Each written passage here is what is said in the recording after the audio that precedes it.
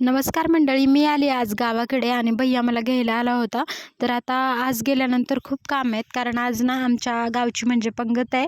म्हणजे सप्ताह आहे, हरिनाम सप्ताह, आणि त्या सप्त्यामध्ये माझ्या भावाने पंगत दिलेली आहे. जेवण गावाकडे पंगतच म्हणतात हरिनाम सप्त्यामध्ये. प्रत्येक वेळेस आपण एक एक म्हणजे जेवणासाठी आपण प्रत्येक गावातली कुणीही असं पंगत वगैरे जेवण अन्नदान करतात ना, तसंच केलेलं होतं. तर मग आम्ही आता पोहोचलो होतो गावामध्ये. नंतर दुपारी सगळं उरकून जायचं होतं हरिनाम सप्ताह जिकडे आहे तिकडे. आणि बघा ना, नेमकंच आज आपली पंगत आहे आणि काय झालं, इकडे खूप वारं वादळ सुटलं होतं. इकडे कथा चालू होती आणि श्रीमद भागवत कथा होती, आणि ते झाल्यानंतर ना खूपच मोठं वादळ आलं होतं. आणि बघा, सगळं मंडप पण उडायला लागला, कारण गावाकडे कसं सगळी मोकळी जागा असते सगळं, आणि मग त्याच्यामुळे वारं पण खूप असतं.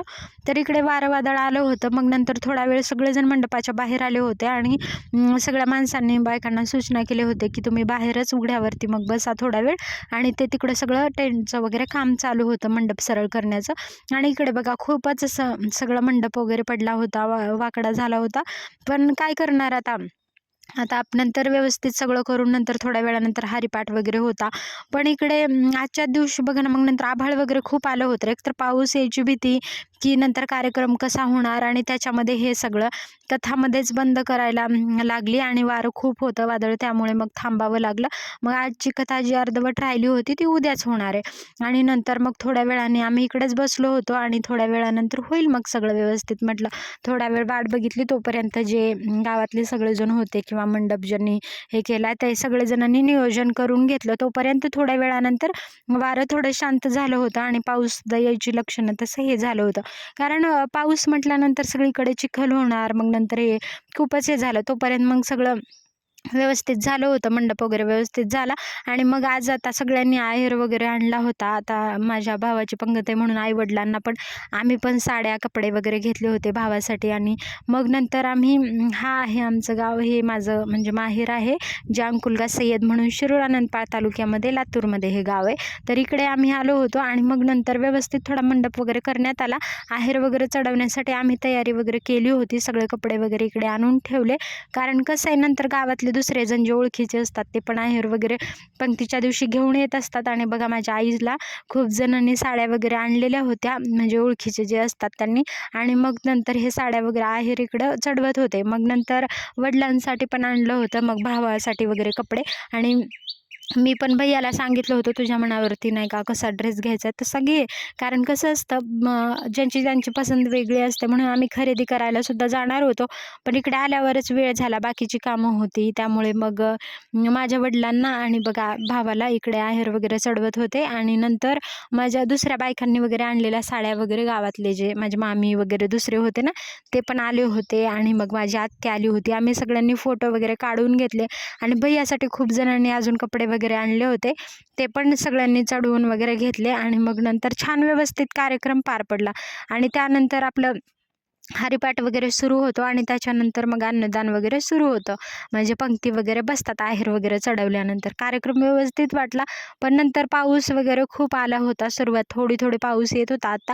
मग ताईसाठी पण तिच्या मैत्रिणींनी वगैरे साडी आणली होती. मग नंतर ही आहे माझी मावशी, आणि मावशीसाठी ना मी साडी वगैरे आणली होती. ही जी साडी आहे ती मीच आणली होती, तर ती करून घेतली. ही बघा माझी मोठी बहीण आहे, ह्या मोठ्या बहिणीसाठी सुद्धा मी ही साडी आणली होती, तर त्यांना पण करून घेतलं. मग नंतर हरिपाठ सुरू झाला होता. आणि हरिपाठासाठी बघा, ते संत ज्ञानेश्वर वारकरी संस्था आहे तिकडे, जिथे माझ्या बहिणीचा मुलगा शिकतो. तो आता पखवाज वगैरे वाजवतो. तो खूप छान आता 5-6 वर्षापासून या संस्थेत शिकला होता. तर तो आता कीर्तनामध्ये सुद्धा पखवाज वाजवण्याचं म्हणजे सेवा करत असतो. आणि ही संस्था आहे, ते खूप लहान मुलांना खूप छान पद्धतीनं शिक्षण वगैरे हे सगळं दिलं जातं. कीर्तन वगैरे करायला शिकवलं जातं. तर मग नंतर हरिपाठ सुरू झाला होता. आणि ही लहान मुलं जेवढी आहेत ना, ती सगळीच संस्थेमध्ये 40-50 अशी मुलं आहेत आता सध्या त्या संस्थेमध्ये. निलंग्यामध्ये ही संस्था आहे, श्री ज्ञानेश्वर वारकरी संस्था म्हणून. आणि खूप छान इथं शिक्षण दिलं जातं. आणि बघा, लहान मुलंसुद्धा किती सुंदर हरिपाठ करत होते. खूप छान वाटलं. वातावरण वगैरे थोडंसं ठीक होतं, पण खूप पाऊस म्हणजे त्या दिवशी तर थोड्या वेळानंतर असं वाटलं पाऊस वगैरे. मग नंतर वातावरण बरं झालं होतं. मग तेवढ्यामध्ये हरिपाठ वगैरे करून घेतला. आणि भजनी मंडळी बायका वगैरे होत्या त्याच्यामध्ये. आणि लहान मुलं बघा किती सुंदर भजन वगैरे खेळत होते आणि छान झाला हरिपाठ वगैरे. आता नंतर अन्नदानासाठी आपण बघूयात. मग थोड्या वेळानंतर आम्ही हरिपाठ वगैरे मस्त हे केला, कारण गावामध्ये हरिनाम सप्ताह असला आणि आपल्याला ना खूप दुरून दुरून सगळेजण येत असतात, आजूबाजूच्या गावातली मंडळी येत असतात, सगळ्यांना अन्नदान असतं. आणि आजच आमची पंगत होती, त्याच्यामुळे खूप छान वाटत होतं.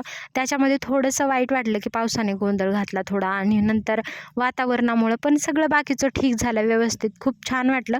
आणि बघा इकडे खूप आम्ही पण भजन वगैरे मस्त आम्ही हे केलं आणि छान वाटलं. मला सप्त्यामध्ये त्याच्यासाठीच यायचं होतं की मी खूप वर्षानंतर मी म्हणत होते की सप्त्यामध्ये यायचं आहे, पण खूप छान झालं नियोजन सगळं. अजून काय काय होईल तर मी पुढच्या व्हिडिओमध्ये दाखवते. व्हिडिओ शेवटपर्यंत